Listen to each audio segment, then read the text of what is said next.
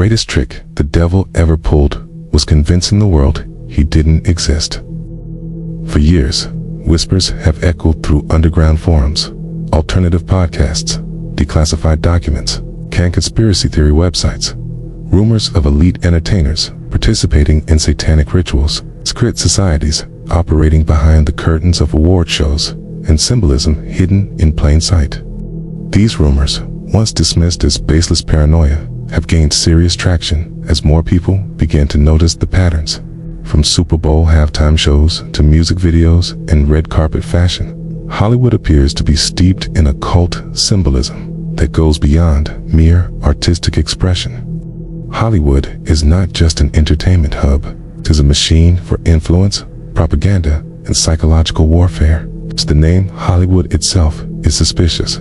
The wood of the holly tree was historically used by Druids to create magic wands. It was believed to be powerful in spellcasting and ritual work.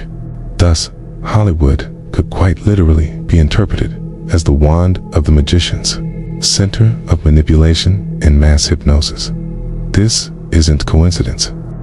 It's esoteric knowledge passed down through generations of occultists who sought power through control of the masses. The roots of occultism in Hollywood go back nearly a century. Cultists like Aleister Crowley heavily influenced Hollywood's early creators. Crowley, dubbed the Great Beast 666, taught that moral inversion and ritual magic could unlock true power. His motto, "Do what thou wilt shall be the whole of the law," became the unofficial creed of countless musicians and actors who followed. Kenneth Anger, a Crowley disciple and underground filmmaker, helped inject occultism into mainstream media. His work, especially the infamous Lucifer Rising, was not just symbolic, but ritualistic. It served as an initiation piece, embedding ancient occult rites into cinematic language. Today, the same motifs appear again and again in music videos, fashion, and performances. The Eye of Providence, upside-down crosses, pentagrams, serpent symbolism, and depictions of Baphomet are now commonplace. When celebrities cover one eye in photos or form pyramids with their hands, it is not an accident. These are coded gestures, signs of allegiance to secret societies like the Illuminati or Thelemo-based groups. These symbols are not chosen for aesthetics. They communicate status, submission, or spiritual dedication to occult orders. Consider major award ceremonies that increasingly feature ritualistic performances. Sam Smith's devil-themed act at the Grammys, Lil Nas X's infamous lap dance on Satan in his Montero, and Doja Cat's transformation into demonic forms in recent videos are just the tip of the iceberg. These performances are not random or artistic whims. They are ritual reenactments. The public is being conditioned to accept the inversion of morality and the glorification of Luciferian ideals. What used to be fringe shock value has now become normalized and mainstream. Hollywood, many believe, serves as a portal through which spiritual warfare is waged. The rise of satanic themes coincides with growing mental health issues, spiritual confusion, and cultural nihilism in society. Youth, especially, are the target audience. By embedding dark symbolism into popular culture, Hollywood creates an environment where rebellion, hedonism, and spiritual inversion are not only acceptable, but celebrated. Satan is no longer portrayed as evil, but as a misunderstood anti-hero. Shows like Lucifer humanize the devil, while movies like The Witch and Hereditary present occult rituals and demonic entities, not as horror, but as empowerment. Behind the scenes, many celebrities have spoken in cryptic terms about selling their soul or being possessed on stage. Beyoncé has openly spoken about her alter ego, Sasha Fierce, taking over during performances. Eminem, Kanye West, Bob Dylan, and others have referenced making deals or being controlled by outside forces.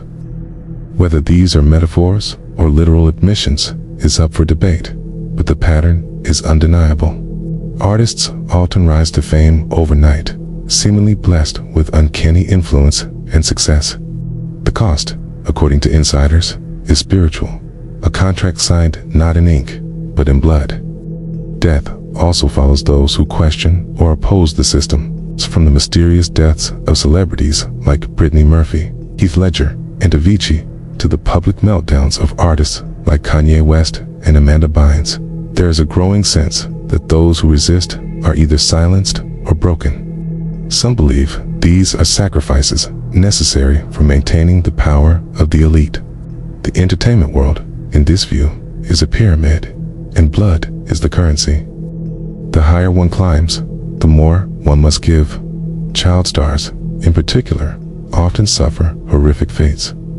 Many suspect that these young entertainers are groomed and abused, part of larger ritual systems. The tragic stories of Corey Feldman, Britney Spears, and others suggest systematic abuse and exploitation. Feldman himself has claimed that pedophilia is the #1 problem in Hollywood, and that powerful people are protected by the industry. Satanic ritual abuse, long dismissed as moral panic, is now resurfacing as a possible explanation for decades of hidden trauma. Symbolism is everywhere, from music videos to magazine covers, red carpet events to Instagram posts. The occult language is constant. The repetition is intentional. It creates familiarity, which breeds acceptance. Blood, fire, horns, and serpents are no longer shocking. They are chic, glamorous, aspirational.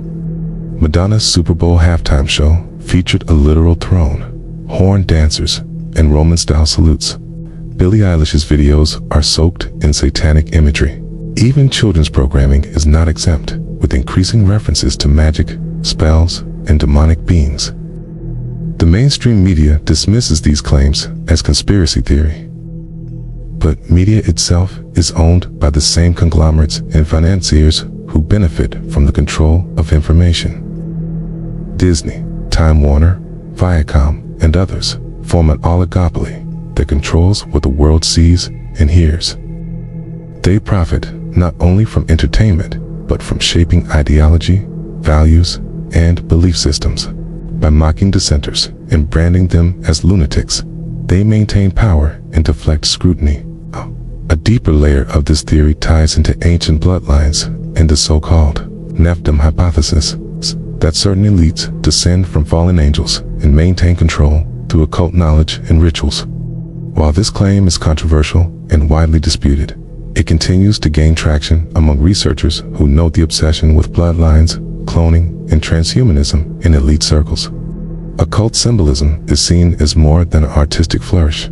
It is part of a long-term spiritual agenda.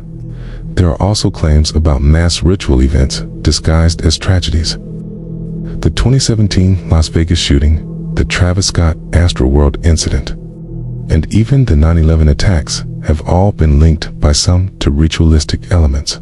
These theories suggest that mass, fear, and trauma are harvested energetically by the elite for spiritual or dimensional gain. An idea echoed in ancient texts and echoed in modern science fiction. The blurring line between fact and fiction is part of the confusion tactic. Technology plays a crucial role in spreading and amplifying this influence.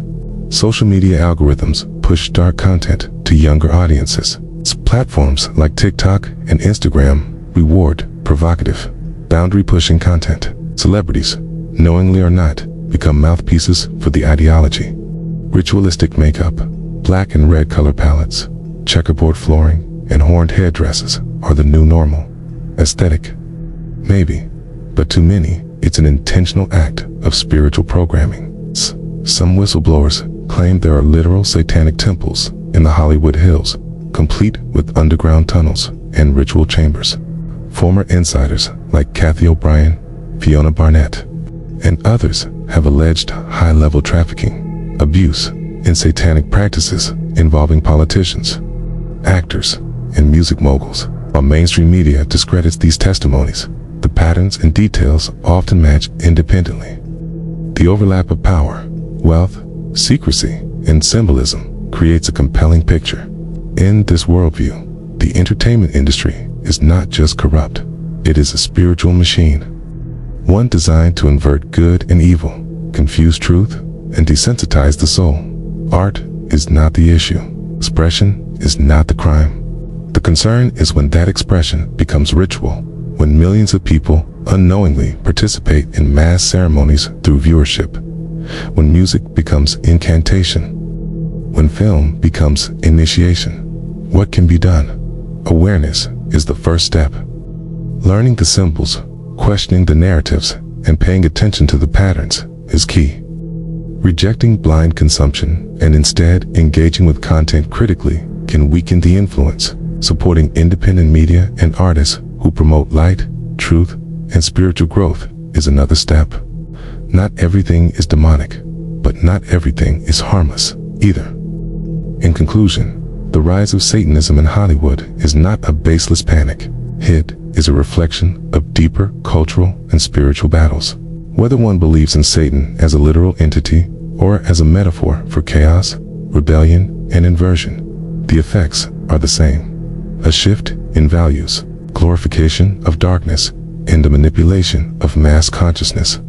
The curtain has been pulled back. The symbols are visible.